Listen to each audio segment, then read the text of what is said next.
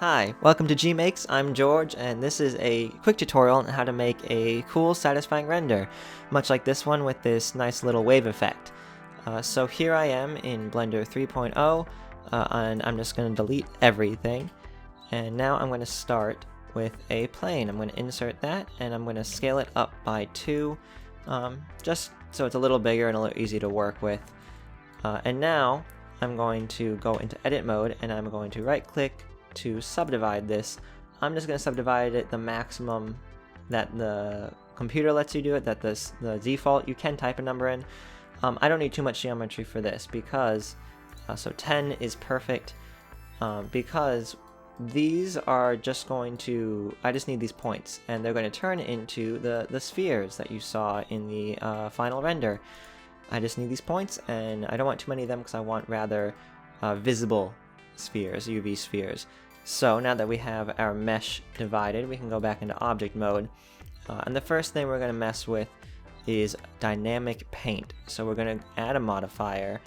Actually, we're not a modifier. We're going to the physics tab, and we're going to add a dynamic paint. I guess it's still a modifier, but a physics modifier. And this is going to be our canvas. So we're going to click add canvas. And now nothing should happen because we don't have a brush. So let's get a brush. I'm going to go with what I had in the render, which is a UV sphere, but you could use anything. I'll just quickly shade that, shade smooth.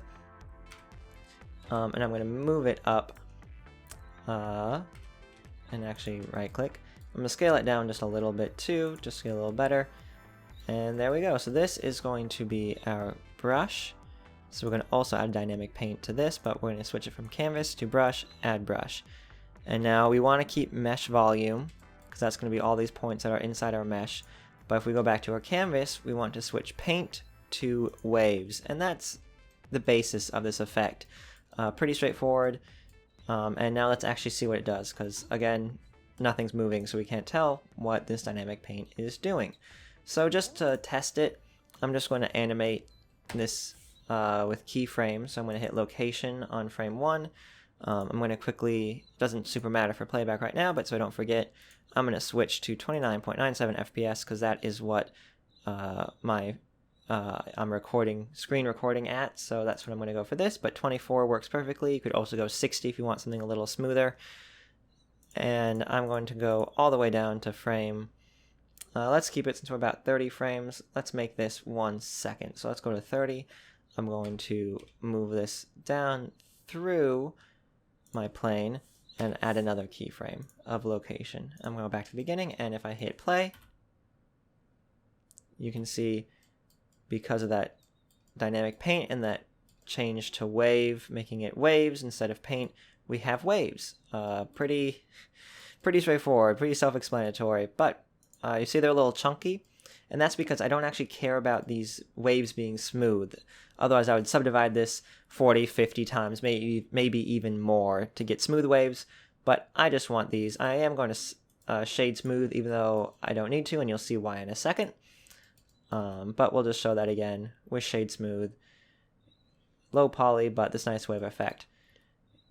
And so we can change the size and kind of shape of these waves with the timescale, speed, and everything.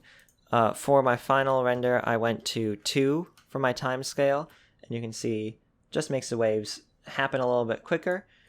And then I also changed damping to 0.02 to make it return the 0.04. This basis works as well, but I did change spring down to 0.1, and this just, you can see, gets a little bit bigger waves, and it looks kind of ridiculous right now, but you'll see in a second, you kind of want those more visible waves, because the next step in this process for this render is we are going to take this plane and change it from a plane into a collection of spheres. So you could use a particle system, but that's convoluted and a little messy and requires a lot of processing power, or at least more so than what we're going to do, which is a geometry node.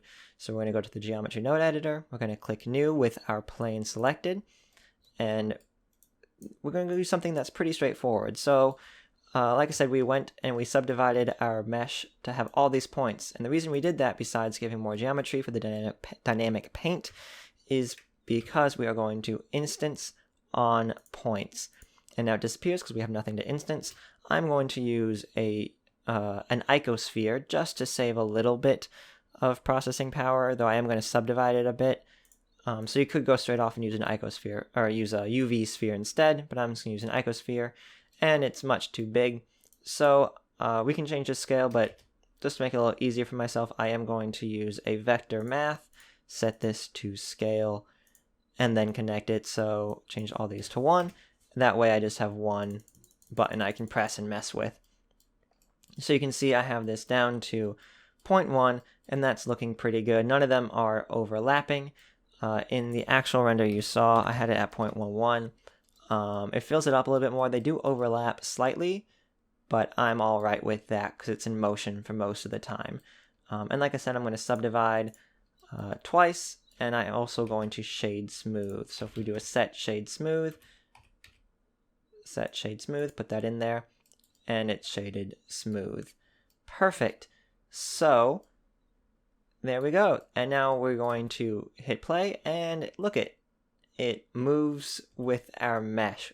It moves all those points, and there's a sphere on each of those points, so it works.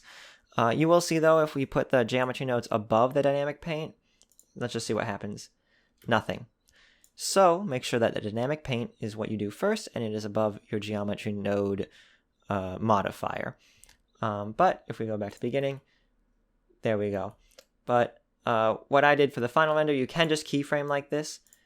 It's pretty straightforward, but just to give it a little more motion and a little more, I guess, organicness, I did make this sphere into a physics object. So I'm going to delete these keyframes and go in, and we're going to go to the physics tab, and we're going to make this a rigid body. Again, after the dynamic paint, because we want that being the first. And we're going to make it active, and you can keep convex hull, but I'm just going to keep sphere because it's a sphere, so it fits perfectly. And if we hit play, it works. You can see you don't need to really do anything more to this plane because it's not the physics that are making this work. It is the physics, but not in terms of rigid body or collision. It is just the paintbrush physically moving through this canvas. So that's the animation done. Pretty straightforward, just dynamic paint and a physics animation. You didn't even need to keyframe if you don't want to. That was just, again, to test it. And you can have it do several things.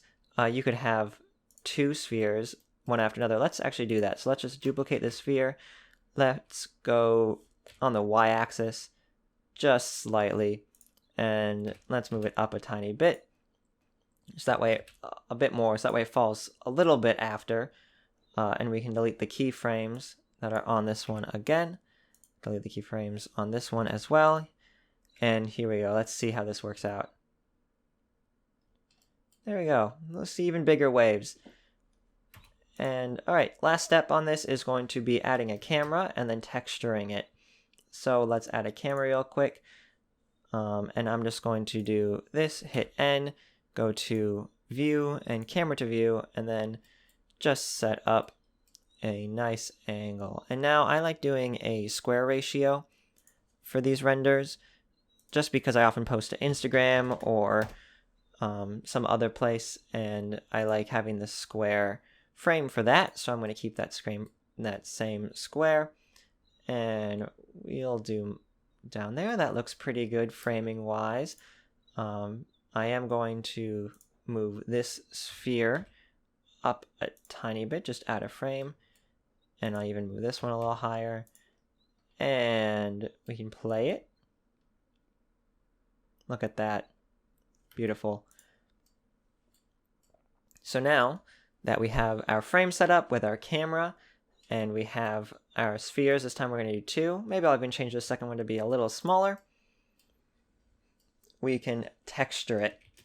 Before I fully get to that, I'm going to add a plane and rotate that along the x-axis and then have it match our camera a little bit. So just rotate on the z, move it along its z-axis by hitting z twice, and I'm going to scale that up really big, and this will just be our background. Just real quick, real simple. And now we're going to go to our rendered view, And you can see we can't see anything because I deleted the light, so we got to add a good old HDRI. So I'm going to go to my shader editor, I'm going to go to world, and I'm going to hit Shift A to input an environment texture. And I'm going to go to my HDRIs, and here we have a whole bunch. I like this garden one. I got all these from HDR Haven, or all but 2 of them. And here we go. You can see we're in a garden. I am going to, even though you won't be able to see it in the background, I'm going to go to Film, Transparent. Just get rid of that. But now we have nice soft lighting. I am going to keep this in Eevee for now, just for this tutorial, though my final render that you saw at the beginning did use cycles, but I want to just render this real quick. And it should still look good at Eevee, great in Eevee. There's no real shadows or anything you need. I just had the time to do cycles, so I decided to do cycles. And we are going to add some new textures to this. So let's start with these balls. I'm just going to make a new texture and call it balls, which is fun. And we're going to do this. I like the blue just because the waves remind me of the ocean. But let's go a little softer pink. And we'll do something like that. But you can tell nothing's happening right now. If we turn off our geometry nodes, you will see that the plane is pink, but the node is not. So we got to go back to the geometry node editor real quick and add a set material node right there and choose our balls material. And there we go. It's all set up. And now we're going to go back to our shader editor. I'm going to make these a little rougher just so that they're kind of nice and smooth and rubber or something soft. They just diffuse light really well. I'm also going to go add a material for our background. Name it background. And now we're going to choose something that's the opposite of pink. So we might go kind of opposite of what I had in my final render. We'll go maybe kind of a soft. Trying to think what looks good in here. I just go around. You can use Adobe Color Palettes, which is what I used for my final render, just because I wasn't quite sure with my colors. But this method with a color wheel, thinking of having contrasting one, a triangle around, and I like these pastel colors going on. Let's choose something similar to a balls, kind of doing an inverse of my original render. So let's choose that pink right there. Very nice and soft. We can play it back, and there we go.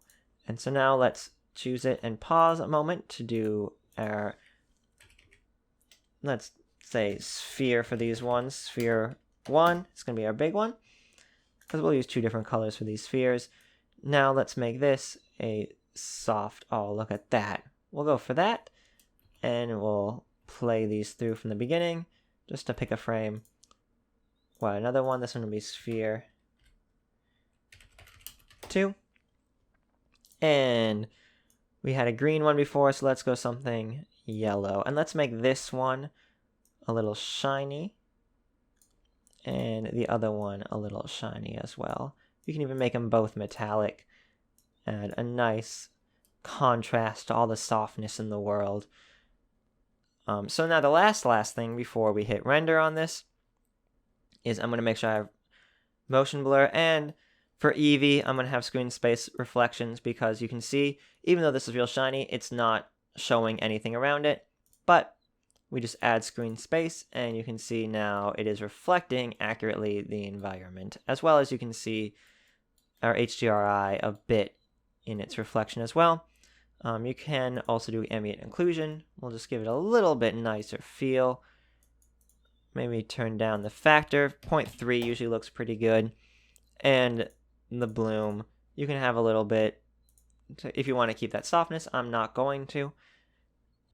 And the last thing before we hit that render button is we're going to make sure we have a folder all set up. So I'm going to go to my folder, create a new one, and name this Final Tut.